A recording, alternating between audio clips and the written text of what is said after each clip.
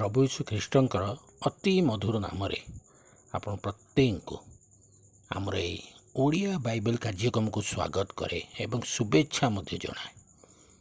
आम मैंने समस्ते मिसी ये कार्यक्रम द्वारा बाइबल संबंधी ज्ञान रे वृद्धि पाऊछु। अनेक अंशी होउचंती, अनेक आज नूतन भाव में अंशी होइथिबे।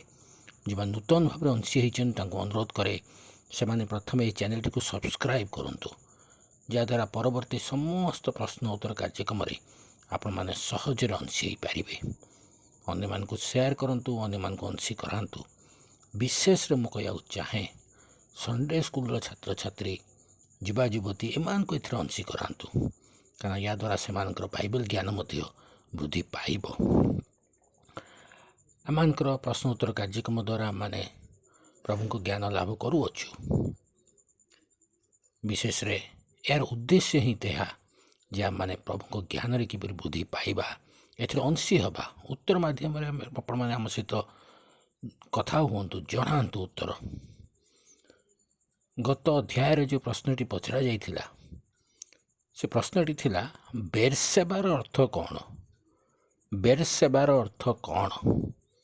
तार सठिक उत्तर होची शपथ कूप।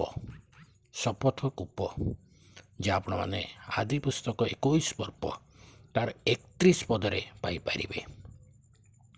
आजिर प्रश्न होची अब्राहम को क्यों स्थान रे कबर दियागला? अब्राहम को क्यों स्थान रे कबर दियागला?